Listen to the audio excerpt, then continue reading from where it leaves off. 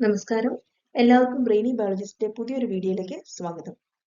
ഇന്ന് നമ്മൾ Kerala PSC HSA natural സയൻസിന്റെ 4ാമത്തെ ക്ലാസ് ആണ്. പാരസൈറ്റിക് പ്രോട്ടോസോവൻസ് ട്രൈപ്പനോസോമ ബ്രൂസിഗാംബിയൻസ് എന്ന ടോപ്പിക്കാണ് ഇന്ന് നമ്മൾ പഠിക്കാൻ പോകുന്നത്. ഇത് നമ്മളുടെ സിലബസിലെ പാർട്ട് ബി മൊഡ്യൂൾ 1-ലെ ആനിമൽ ഡൈവേഴ്സിറ്റിയിൽ വരുന്ന ഭാഗമാണ്.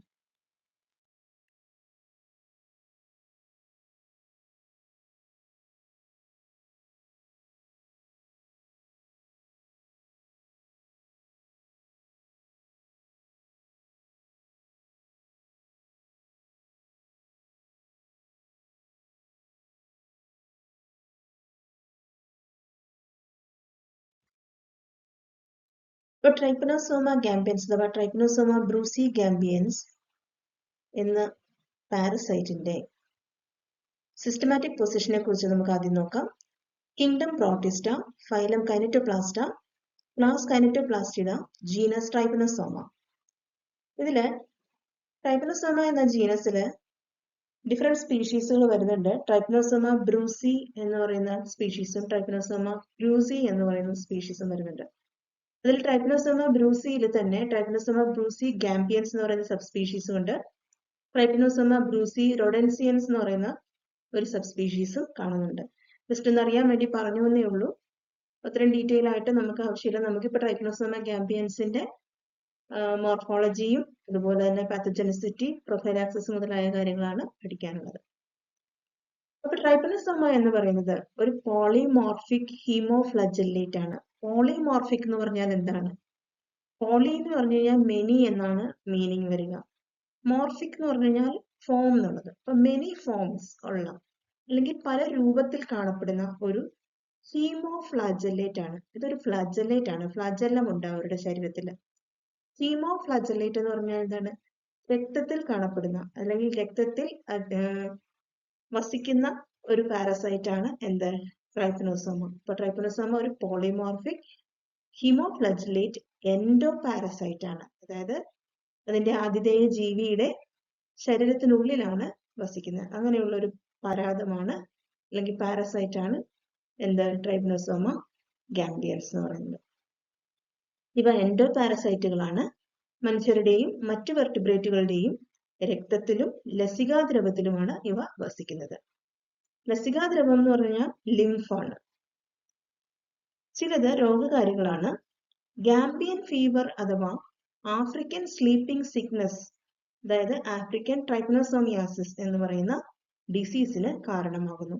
ഗാംബിയൻ ഫീവർ അഥവാ ആഫ്രിക്കൻ സ്ലീപ്പിംഗ് സിക്നസ് എന്നും കൂടി ആഫ്രിക്കൻ ട്രൈപ്പനോസോമിയാസിസ് അറിയപ്പെടുന്നുണ്ട്. ഇതില് ട്രൈപ്പനോസോമ ബ്രൂസി ഗാംബിയൻസ് ആണ് ഗാംബിയൻ ഫീവർ ഉണ്ടാക്കുന്നത്. അതേസമയം ട്രൈപ്പനോസോമ ക്രൂസി അമേരിക്കൻ ട്രൈപ്പനോസോമിയാസിസ് എന്ന് പറയുന്ന ഡിസീസ് ആണ് ഉണ്ടാക്കുന്നത്. ട്രൈപ്പനോസോമ ക്രൂസി CRUZI. ഓക്കെ, ആ ഒരു സ്പീഷീസ് വരുത്തുന്ന ഡിസീസിനെ നമ്മൾ പറയുന്നത് അമേരിക്കൻ ട്രൈപ്പനോസോമിയാസിസ് എന്ന് പറയുന്നത്. അതിന് വേറൊരു പേരുണ്ട്, ചഗാസ് ഡിസീസ് എന്ന് പറയുന്നത്. CHAGAS. ഓക്കെ, ചഗാസ് ഡിസീസ് എന്ന് പറയുന്ന ഒരു ഡിസീസ് വരുത്തുന്ന വേറൊരു ട്രൈപ്പനോസോമിയും കൂടിയുണ്ട്. അതൊന്ന് ജസ്റ്റ് അറിഞ്ഞിരിക്കുക. ഇനി നമുക്ക് ഇതിന്റെ മോർഫോളജിയെ കുറിച്ച് നോക്കാം. രൂപഘടന ഈ ഡയഗ്രത്തിൽ തന്നെ നിങ്ങൾക്ക് വ്യക്തമാണ്. നീളമേറിയ ഒരു സ്പിൻഡിൽ ആകൃതിയുള്ള ശരീരമാണ്. അതായത് അഗ്രവശം രണ്ടും കൂർത്തതും നീണ്ടുരുണ്ടതുമായിട്ടുള്ള ഒരു ശരീരമാണ് ട്രൈപ്പനോസോമയ്ക്കുള്ളത്. ശരീരത്തിന്റെ നീളം ഏകദേശം 15 തൊട്ട് 30 മൈക്രോമീറ്റർ വരെയും വീതി 1 തൊട്ട് 3 മൈക്രോമീറ്റർ വരെയുമാണ് വരാറുള്ളത്. ശരീരത്തിന്റെ പിൻവശത്ത് ഉടലെടുക്കുകയും ശരീരത്തിലുടനീളം സഞ്ചരിക്കുകയും ചെയ്യുന്ന ഒരു ഫ്ലാജെല്ലം കാണപ്പെടുന്നുണ്ട്. അതായത് നമ്മളിവിടെ നോക്കുകയാണെങ്കിൽ ഇതാണ് ആന്റീരിയർ പോർഷൻ. ശരീരത്തിന്റെ ആന്റീരിയർ എൻഡ് ഇതാണ്, പോസ്റ്റീരിയർ എൻഡ് ഇതാണ്. ഈ പോസ്റ്റീരിയർ എൻഡില് ഇവിടെ നിന്ന്, അതായത് ബേസൽ ഗ്രാനുവൽ എന്ന് പറയുന്ന പോർഷനിൽ നിന്ന് സ്റ്റാർട്ട് ചെയ്യുന്ന ഒരു ഫ്ലജെല്ലം ശരീരത്തിലുടനീളം സഞ്ചരിച്ച് ആന്റീരിയർ എൻഡിലേക്ക് നീണ്ടു നിൽക്കുന്ന ഒരു ഫ്ലജെല്ലം കാണപ്പെടുന്നു. ഇതിന്റെ ചലനത്തിന് സഹായിക്കുന്ന അവയവമാണ് ഫ്ലജെല്ലം എന്ന് പറയുന്നത്. ഈ ഫ്ലജെല്ലം ഒരു അണ്ടുലേറ്റിംഗ് മെംബ്രെയിൻ വഴി ശരീരവുമായിട്ട് ബന്ധിപ്പിച്ചിട്ടുണ്ട്. അതായത് ഈ ഫ്ലജെല്ലം ശരീരത്തിന്റെ പോസ്റ്റീരിയർ എൻഡിൽ നിന്ന് സ്റ്റാർട്ട് ചെയ്തിട്ട് ആന്റീരിയർ എൻഡിലേക്ക് നീണ്ടു നിൽക്കുന്നുണ്ട്. ഈ ഫ്ലജെല്ലത്തിനെ ശരീരവുമായിട്ട് ഘടിപ്പിച്ചുകൊണ്ട് ഒരു മെംബ്രെയിൻ കാണുന്നുണ്ട്. അതിനെയാണ് അണ്ടുലേറ്റിംഗ് മെംബ്രെയിൻ എന്ന് പറയുന്നത്. അതുപോലെ തന്നെ ഈ ഫ്ലജല്ലത്തിന്റെ തൊട്ട് താഴെയായിട്ട് ഒരു ഡിസ്ക് ഷേപ്പിലുള്ള സ്ട്രക്ചർ കാണാൻ സാധിക്കും. അതിനെ നമ്മൾ കൈനറ്റോപ്ലാസ്റ്റ് എന്നാണ് പറയുന്നത്. ഇതിൽ മൈറ്റോകോൺഡ്രിയൽ DNA അടങ്ങിയിട്ടുള്ള ഒരു സ്ട്രക്ചറാണ് കൈനറ്റോപ്ലാസ്റ്റ് എന്ന് പറയുന്നത്. പിന്നെ നമുക്കിവിടെ റിസർവ് ഫുഡ് ഗ്രാനുൾസ് കാണാം. എൻഡോപ്ലാസവും എക്ടോപ്ലാസവും ഉണ്ട്. ശരീരം കവർ ചെയ്തിരിക്കുന്നത് പെല്ലിക്കിൾ കൊണ്ടാണ്. ആ ശരീരം പെല്ലിക്കിൾ കൊണ്ട് കവർ ചെയ്തിരിക്കുന്നതുകൊണ്ട് ഇത് ഫ്ലെക്സിബിൾ ആണ്. ഓക്കെ. ശരീരത്തിന്റെ സെന്ററിലായിട്ട് ന്യൂക്ലിയോലസോട് കൂടിയ ഒരു ഓവൽ ഷേപ്പിലുള്ള ന്യൂക്ലിയസ് കാണപ്പെടുന്നു. ഇപ്പൊ ട്രൈപ്പനോസോമയുടെ സ്ട്രക്ചർ ഒന്ന് നോക്കാം. നീളമേറിയ സ്പിൻഡിലാകൃതിയുള്ള ശരീരമാണ്. പിൻവശത്ത് ഉടലെടുക്കുകയും ശരീരത്തിലുടനീളം സഞ്ചരിക്കുകയും ചെയ്യുന്ന ഒരു ഫ്ലാജെല്ലം കാണപ്പെടുന്നു. ഇത് ഒരു അണ്ടുലേറ്റിംഗ് മെംബ്രെയിൻ വഴി ശരീരവുമായി ബന്ധിപ്പിച്ചിരിക്കുന്നു. ഇത് ചലനത്തിന് സഹായിക്കുന്നു. ഈ അണ്ടുലേറ്റിംഗ് മെംബ്രെയിൻ രക്തം പോലുള്ള വിസ്കസ് മാധ്യമങ്ങളിൽ തരംഗ രൂപത്തിലുള്ള ചലനം സാധ്യമാക്കുന്നു. ഇപ്പൊ വേവ് ലൈറ്റ് മൂവ്മെന്റിന് വേണ്ടിയിട്ട് ഹെൽപ്പ് ചെയ്യുന്നതാണ് ഈ അണ്ടുലേറ്റിംഗ് മെംബ്രെയിൻ. പിന്നെയുള്ള ഒരു സ്ട്രക്ചറാണ് കൈനറ്റോപ്ലാസ്റ്റ് എന്ന് പറയുന്നത്. കൈനറ്റോപ്ലാസ്റ്റ് ഫ്ലജല്ലത്തിന്റെ അടിഭാഗത്ത് കാണപ്പെടുന്ന ഡിസ്ക് ആകൃതിയിലുള്ള ഘടനയാണ്. അത് മൈറ്റോകോൺഡ്രിയൽ DNA ഉള്ള സ്ട്രക്ചറാണ്. ഇതാ ഇവിടെ ആയിട്ടാണ് കൈനറ്റോപ്ലാസ്റ്റ് കാണുന്നത്. കണ്ടോ, ഈ ഒരു ഡിസ്ക് ഷേപ്പിലുള്ള സ്ട്രക്ചറാണ്. ഇത് എനർജി മെറ്റബോളിസത്തിന്, അതായത് ഊർജ ഉപാപചയത്തിൽ പ്രധാന പങ്ക് വഹിക്കുന്ന ഒരു സ്ട്രക്ചറാണ്. ശരീരത്തിന്റെ കേന്ദ്രത്തില് ഓവൽ ആകൃതിയിലുള്ള ഒരു ന്യൂക്ലിയസ് കാണപ്പെടുന്നു. ന്യൂക്ലിയസ് ഇതാ ഓവൽ ഷേപ്പില് ശരീരത്തിന്റെ സെന്ററിലായിട്ടാണ് കാണപ്പെടുന്നത്. അതിനുള്ളിൽ ന്യൂക്ലിയോലസും കാണാം. ഇപ്പോൾ ശരീര കേന്ദ്രത്തിൽ ഓവൽ ആകൃതിയിലുള്ള ഒരു ന്യൂക്ലിയസ് കാണപ്പെടുന്നു. ഇതിൽ ജനിതക വസ്തുക്കൾ അടങ്ങിയിരിക്കുന്നു. പെല്ലിക്കിൾ എന്ന് പറഞ്ഞാല് ശരീരത്തിന്റെ ആകൃതി നിലനിർത്താൻ സഹായിക്കുകയും ഘടനാപരമായ സംരക്ഷണം നൽകുകയും ചെയ്യുന്ന ഈ ബാഹ്യസ്തരം ഫ്ലെക്സിബിൾ ആണ്. ശരീരത്തിനെ പൊതിഞ്ഞുകൊണ്ട് കാണപ്പെടുന്ന ബാഹ്യസ്തരമാണ് പെല്ലിക്കിൾ. അത് ഫ്ലെക്സിബിൾ ആണ്. സൈറ്റോപ്ലാസം ഗ്രാനുലാർ ആണ്. എക്ടോപ്ലാസവും എൻഡോപ്ലാസവും കാണപ്പെടുന്നത്. ഉപാപചയ പ്രവർത്തനങ്ങൾക്ക് ആവശ്യമായിട്ടുള്ള ഉപാപചയ പ്രവർത്തനങ്ങൾ എന്താണെന്ന് എല്ലാവർക്കും അറിയാലോ അല്ലെ? മെറ്റബോളിസം. മെറ്റബോളിസത്തിന് ആവശ്യമായിട്ടുള്ള റൈബോസോമുകൾ, മൈറ്റോകോൺട്രിയ മുതലായ കോശാംഗങ്ങളെയും നമുക്ക് ഇവയുടെ ശരീരത്തിൽ കാണാം. ഇനി നമുക്ക് ട്രൈപ്പനോസോമയുടെ ജീവിതചക്രത്തെ കുറിച്ച് പഠിക്കാം. ട്രൈപ്പനോസോമയുടെ ജീവിതചക്രം കുറച്ച് കോംപ്ലക്സിറ്റി കൂടിയതാണ്. അതായത് ജീവിതം പൂർത്തിയാക്കുന്നത് 2 ഹോസ്റ്റുകളിലാണ്. 2 ആതിഥേയ ജീവികളുടെ ശരീരത്തിലൂടെയാണ് ഇവരുടെ ഒരു ജീവിതചക്രം പൂർത്തിയാകുന്നത്. അങ്ങനെ ജീവിതചക്രം 2 ഹോസ്റ്റുകളിൽ പൂർത്തിയാക്കുന്നതിനാൽ ഇവ ഒരു ഡൈജനറ്റിക് പരാതമാണ്. ഡൈജനറ്റിക് പാരസൈറ്റ് ആണ്. സെസെ ഈച്ച, അതായത് ഗ്ലോസീന പാൽപാലിസ് എന്ന് പറയുന്ന സെസെ ഈച്ചയും സിസി ഈച്ച എന്നൊക്കെ ചിലർ പ്രൊനൗൺസ് ചെയ്യുന്നുണ്ട്. ഇത് നിങ്ങൾ ശ്രദ്ധിച്ചാൽ മതി. സെസെ ഈച്ചയാണ് വെക്ടർ ഹോസ്റ്റ്. പിന്നെ മനുഷ്യനുമാണ് ഇതിന്റെ ആതിഥേയ ജീവികൾ. അപ്പോൾ ട്രൈപ്പനോസോമ ഗാംബിയൻസ് 2 ഹോസ്റ്റുകളിലാണ് അതിന്റെ ജീവിതചക്രം പൂർത്തിയാക്കുന്നത്. അതുകൊണ്ട് അതൊരു ഡൈജനറ്റിക് പാരസൈറ്റ് ആണ്. കൂടാതെ പറയുന്ന പോയിന്റ് എന്താണ്? ഇതിന്റെ ആതിഥേയരാരൊക്കെയാണ്? ഹോസ്റ്റുകൾ ആരൊക്കെയാണ്? സെസെ ഈച്ചയും അതുപോലെ തന്നെ മനുഷ്യനും. മനുഷ്യനാണ് പ്രാഥമിക ഹോസ്റ്റ് കേട്ടോ. സെസെ ഈച്ച വെക്ടർ ഹോസ്റ്റ് ആണ്. സെസെ ഈച്ചയിൽ കാണപ്പെടുന്ന ട്രൈപ്പനോസോമയുടെ ഫോമിനെ നമ്മൾ ക്രിത്തീഡിയൽ ഫോം എന്നാണ് പറയുന്നത്. നമ്മൾ ഓൾറെഡി ഇത് പറഞ്ഞായിരുന്നു. പോളിമോർഫിക് ആണ് ട്രൈപ്പനോസോമ എന്ന് പറഞ്ഞു. അതായത് വിവിധ രൂപങ്ങളിൽ കാണപ്പെടുന്നു എന്ന് പറഞ്ഞു.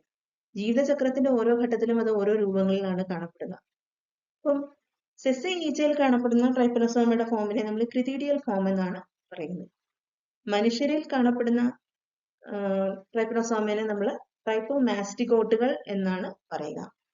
ഇതില് ട്രൈപ്പോമാസ്റ്റിഗോട്ടുകളുടെ ഒരു ഘട്ടമാണ് മെറ്റാസൈക്ലിക് ട്രൈപ്പോമാസ്റ്റിഗോട്ടുകൾ. ഈ മെറ്റാസൈക്ലിക് ട്രൈപ്പോമാസ്റ്റിഗോട്ടുകൾ മനുഷ്യരിൽ എത്തുമ്പോഴേക്കും അത് 2 രൂപത്തിലേക്ക് മാറും. അതായത് നീളമേറിയതും മെലിഞ്ഞതുമായിട്ടുള്ള രൂപം ഡിവൈഡ് ചെയ്യുന്ന രൂപമാണ്, വിഭജിക്കുന്ന രൂപമാണ്.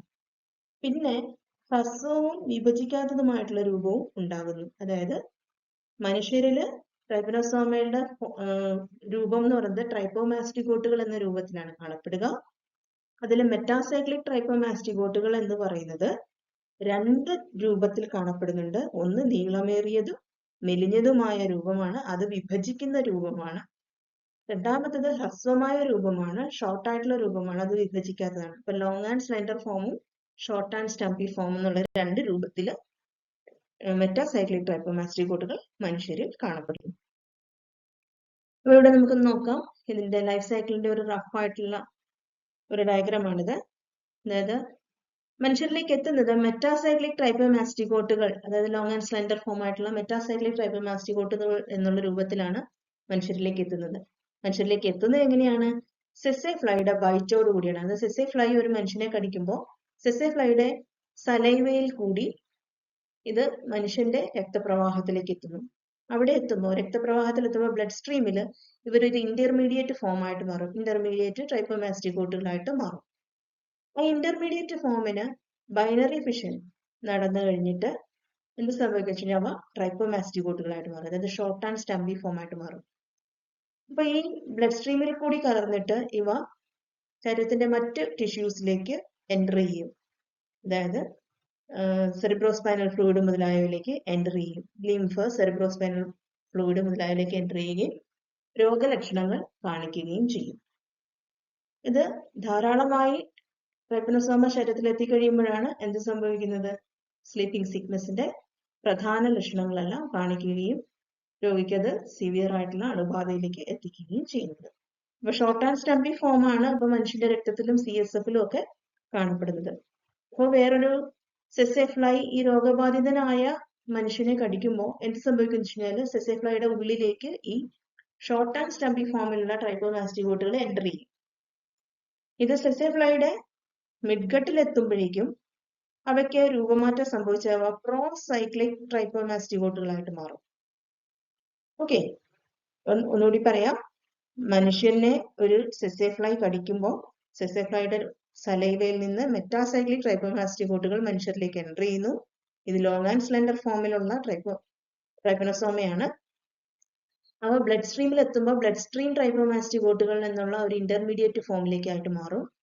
അവിടെ വെച്ച് ഇതിന് ബൈനറി ഫിഷൻ സംഭവിക്കുകയും ഇവ ധാരാളമായി പെരുകുകയും ചെയ്യും. എന്നിട്ട് ഇവ ട്രൈപ്പോമാസ്റ്റിക്കോട്ടുകൾ എന്നുള്ള ഷോർട്ട് ആൻഡ് സ്റ്റംബി ഫോമിലേക്ക് കൺവേർട്ട് ചെയ്യപ്പെടും. അവിടെ ഇത് മനുഷ്യന്റെ ലിംഫിലേക്കും അതുപോലെ തന്നെ സെറിബ്രോസ്പൈനൽ ഫ്ലൂയിഡിലേക്കും എൻ്റർ ചെയ്യും. ഈ ഷോർട്ട് ആൻഡ് സ്റ്റംബി ഫോം ഉള്ളപ്പോഴാണ് മനുഷ്യരിൽ രോഗം പിടിപെടുക. അതായത് ട്രൈപ്പോമാസ്റ്റിക്കോട്ടുകൾ ധാരാളമായി പെരുകുന്ന സമയത്താണ് മനുഷ്യരിൽ രോഗലക്ഷണങ്ങൾ പ്രകടമാകുന്നത്. ഇപ്പൊ രോഗിയായിട്ടുള്ള ഒരു മനുഷ്യനെ സെസെ ഫ്ലൈ കടിക്കുമ്പോൾ ഈ ട്രൈപ്പോമാസ്റ്റിക്കോട്ട് ഷോർട്ട് ആൻഡ് സ്റ്റംബി ഫോമിലുള്ള ട്രൈപ്പോമാസ്റ്റിക്കോട്ടുകൾ സെസെ ഫ്ലൈയുടെ ശരീരത്തിലെത്തും. അത് അവയുടെ മിഡ്ഗട്ടിൽ എത്തുമ്പോഴേക്കും പ്രോസൈക്ലിക് ട്രൈപ്പോമാസ്റ്റിക്കോട്ടുകളായിട്ട് കൺവേർട്ട് ചെയ്യും. ഈ പ്രോസൈക്ലിക് ട്രൈപ്പോമാസ്റ്റിക്കോട്ടുകൾക്ക് ബൈനറി ഫിഷൻ സംഭവിച്ചിട്ട് ലോങ് ആൻഡ് സ്ലെൻഡർ ഫോമിലേക്ക് മാറും. അങ്ങനെ മിഡ്ഗട്ടിൽ വെച്ചിട്ട് സെസെ ഫ്ലൈയുടെ മിഡ്ഗട്ടിൽ വെച്ചിട്ട് ലോങ് ആൻഡ് സ്ലെൻഡർ ഫോമായി മാറുന്നതിനെയാണ് നമ്മൾ എന്ത് പറയുക? ക്രിത്തീഡിയൽ ഫോം എന്ന് പറയുന്നത്. ഈ ക്രിത്തീഡിയൽ ഫോം ധാരാളമായിട്ട് പെരുകുകയും അത് ഫ്ലൈയുടെ സലൈവറി ഗ്ലാൻസിലേക്ക് എൻ്റർ ചെയ്യുകയും ചെയ്യും. അങ്ങനെ ഇവ സലൈവറി ഗ്ലാൻഡിൽ വെച്ച് ഈ ക്രിത്തീഡിയൽ ഫോം എപ്പിമാസ്റ്റിക്കോട്ടുകളായിട്ട് മാറും. എപ്പിമാസ്റ്റിക്കോട്ടുകളായിട്ട് മാറിക്കഴിഞ്ഞിട്ട് ഇവ വീണ്ടും ഡിവൈഡ് ചെയ്ത് മെറ്റാസൈക്ലിക് ട്രൈപ്പോമാസ്റ്റിക്കോട്ടുകളായിട്ട് മാറും. അപ്പൊ ഈ മെറ്റാസൈക്ലിക് ട്രൈപ്പോമാസ്റ്റിക്കോട്ടുകളാണ് എന്തുണ്ടാക്കുന്നത്? മനുഷ്യരിൽ അണുബാധ ഉണ്ടാക്കുന്നത്. അപ്പൊ മെറ്റാസൈക്ലിക് ട്രൈപ്പോമാസ്റ്റിക്കോട്ടുകൾ എന്നുള്ള രൂപത്തിൽ ഇവ സെസെ ഫ്ലൈയുടെ സലൈവറി ഗ്ലാൻഡിൽ കാണും. ഈ ഈച്ച ഒരു മനുഷ്യനെ കടിക്കുമ്പോൾ അതിന്റെ സലൈവയിൽ നിന്ന് മനുഷ്യന്റെ രക്തപ്രവാഹത്തിലേക്ക് മെറ്റാസൈക്ലിക് ട്രൈപ്പോമാസ്റ്റിക്കോട്ടുകൾ എന്നുള്ള രൂപത്തിൽ എൻ്റർ ചെയ്യും. അപ്പൊ ഇത്രയാണ് ഇതിന്റെ ലൈഫ് സൈക്കിളിനെ കുറിച്ച് പറയാനുള്ളത്. കുറച്ച് ഡീറ്റെയിൽ ആയിട്ട് നമുക്കൊന്ന് നോക്കാം. അപ്പൊ നോക്കുക, 2 ഘട്ടങ്ങളായിട്ടാണ് നമ്മൾ ജീവിതചക്രം പറയുക. സെസെ ഈച്ചയിലെ ജീവിതഘട്ടവും മനുഷ്യന്റെ ജീവിതഘട്ടവും. ഇതിൽ സെസെ ഈച്ചയിലെ ജീവിതഘട്ടം ഇതാണ്. സെസെ ഫ്ലൈ സെസെ ഈച്ചയിലേക്ക് ട്രൈപ്പോമാസ്റ്റിക്കോട്ടുകൾ പ്രവേശിക്കുന്നതാണ് ആദ്യം. രോഗബാധിതനായ ഒരു മനുഷ്യനെ സെസെ ഈച്ച കടിക്കുമ്പോൾ അയാളുടെ രക്തപ്രവാഹത്തിൽ നിന്നും ട്രൈപ്പോമാസ്റ്റിക്കോട്ടുകൾ ഈച്ചയിലേക്ക് എത്തുന്നു. രണ്ടാമത്തെ ഘട്ടമാണ് പ്രോസൈക്ലിക് ഘട്ടം. അത് മിഡ്ഗട്ടിൽ വെച്ചാണ് നടക്കുക. ഈച്ചയുടെ മിഡ്ഗട്ടിലാണ് നടക്കുക. സെസെ ഈച്ചയുടെ മിഡ്ഗട്ടിൽ വെച്ച് ട്രൈപ്പോമാസ്റ്റിക്കോട്ടുകൾ പെരുകുകയും ഇന്റർമീഡിയറ്റ് രൂപമായ പ്രോസൈക്ലിക് ട്രൈപ്പോമാസ്റ്റിക്കോട്ടുകളായിട്ട് മാറുകയും ചെയ്യുന്നു. പ്രോസൈക്ലിക് രൂപങ്ങൾ ബൈനറി ഫിഷൻ വഴി ക്രിത്തീഡിയൽ രൂപമായി മാറുന്നതാണ് മൂന്നാമത്തെ ഘട്ടം. നാലാമത്തെ ഘട്ടം എന്ന് പറഞ്ഞു കഴിഞ്ഞാൽ ഈ ക്രിത്തീഡിയൽ രൂപം ഈച്ചയുടെ ഉമിനീർ ഗ്രന്ഥിയിലേക്ക് കുടിയേറുകയും അവിടെ എത്തുമ്പോൾ ഇത് എപ്പിമാസ്റ്റിക്കോട്ടുകളായി മാറുകയും ചെയ്യുന്നു. അപ്പൊ ഉമിനീർ ഗ്രന്ഥിയിൽ വെച്ചാണ്, സലൈവറി ഗ്ലാൻഡിൽ വെച്ചാണ് ക്രിത്തീഡിയൽ രൂപം എപ്പിമാസ്റ്റിക്കോട്ടുകളായിട്ട് മാറുന്നത്. ഇനി ഈ എപ്പിമാസ്റ്റിഗോട്ടുകൾ പെട്ടെന്ന് തന്നെ മെറ്റാസൈക്ലിക് ട്രൈക്കോമാസ്റ്റിഗോട്ടുകളായിട്ട് കൺവേർട്ട് ചെയ്യും. എപ്പിമാസ്റ്റിഗോട്ടുകൾ ഉമിനീർഗ്രന്ഥിയിൽ പറ്റിപ്പിടിച്ച് വിഘടിച്ച് അണുബാധഘട്ടമായ മെറ്റാസൈക്ലിക് ട്രൈക്കോമാസ്റ്റിഗോട്ടുകളായിട്ട് മാറുന്നു. ഇതാണ് സെസ്സേ ഈച്ചയിലെ ട്രൈപ്പനോസോമയുടെ ജീവിത ഘട്ടം. ഇനി മനുഷ്യന്റെ ജീവിതഘട്ടത്തെ കുറിച്ച് നോക്കാം. മനുഷ്യന്റെ ജീവിതഘട്ടം അണുബാധ ആരംഭിക്കുന്നത് എവിടെയാണ്? സെസ്സേ ഈച്ച മനുഷ്യനെ കടിക്കുമ്പോൾ ഈച്ചയുടെ ഉമിനീർഗ്രന്ഥിയിൽ നിന്നും മെറ്റാസൈക്ലിക് ട്രൈക്കോമാസ്റ്റിഗോട്ടുകൾ മനുഷ്യന്റെ രക്തപ്രവാഹത്തിലേക്ക് പ്രവേശിക്കുന്നു. ഇനി രക്തപ്രവാഹ ഘട്ടമാണ് രണ്ടാമത്തത്. അതായത് ഈ മെറ്റാസൈക്ലിക് ട്രൈക്കോമാസ്റ്റിഗോട്ടുകൾ ബ്ലഡ് സ്ട്രീം ട്രൈക്കോമാസ്റ്റിഗോട്ടുകൾ എന്ന ഇന്റർമീഡിയറ്റ് രൂപമായി മാറുന്നു. ഇവ ബൈനറി ഫിഷൻ വഴി പെരുകുന്നു. അതിനുശേഷം ഇവ ടിഷ്യൂ അധിനിവേശം നടത്തുന്നു. അതായത് ട്രൈക്കോമാസ്റ്റിഗോട്ടുകൾ രക്തം, ലിംഫ്, സെറിബ്രോസ്പൈനൽ ഫ്ലൂയിഡ് എന്നിവയിലേക്ക് വ്യാപിക്കുന്നു. അവിടെ വെച്ചിട്ട് ഇത് ഷോർട്ട് ആൻഡ് സ്റ്റംപി ഫോമിലേക്ക് മാറുകയും വീണ്ടും സെസ്സേ ഈച്ചയിലേക്ക് എത്തുകയും ചക്രം വീണ്ടും തുടരുകയും ചെയ്യും.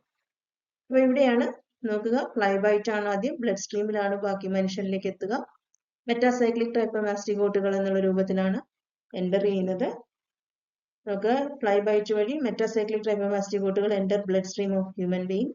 There they undergo binary fission. Binary fission നടന്നു കഴിഞ്ഞിട്ട് ട്രൈക്കോമാസ്റ്റിഗോട്ടുകളായിട്ട് മാറുന്നു. അത് ഫ്ലൈബൈറ്റ് വഴി ഫ്ലൈയുടെ ഗട്ടിലേക്ക് എത്തുന്നു.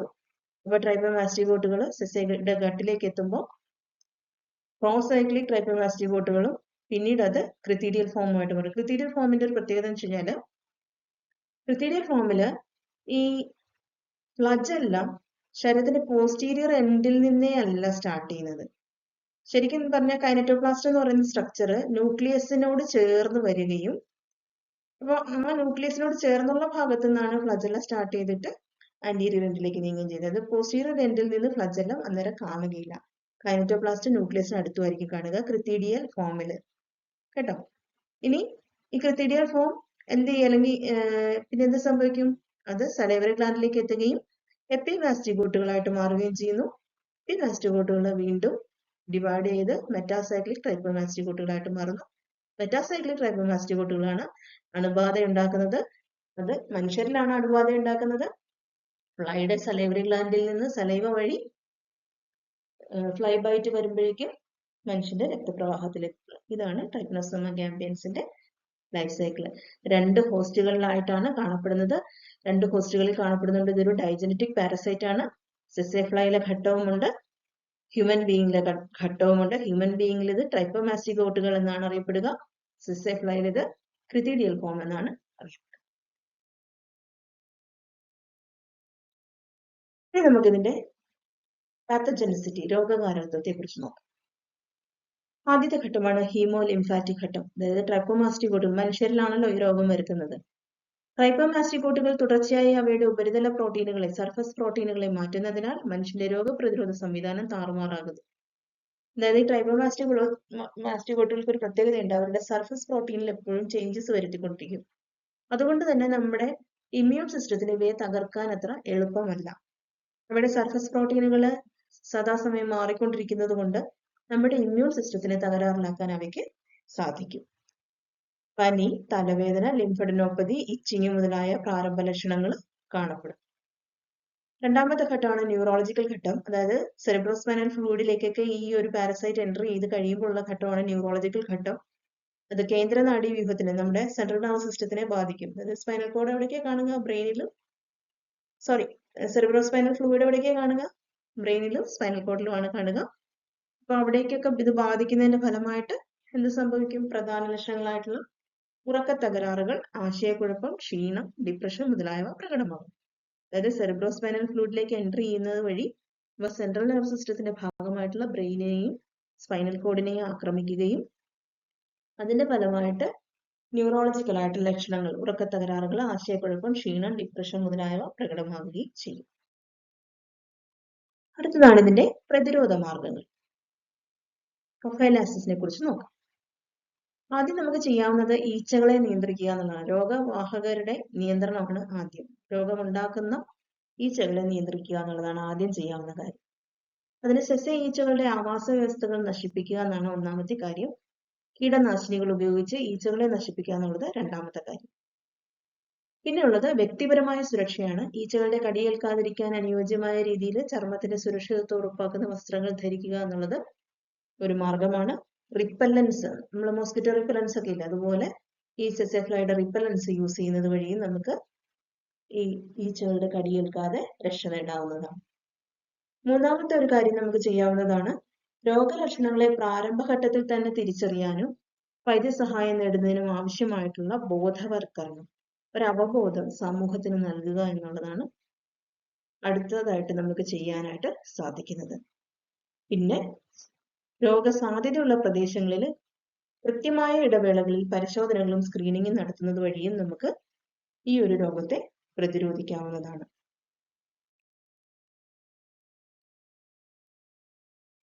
അപ്പോൾ ഇന്നത്തെ ക്ലാസ് ഇത്രയേ ഉള്ളൂ. എല്ലാവർക്കും മനസ്സിലായെന്ന് കരുതുന്നു. Thank you.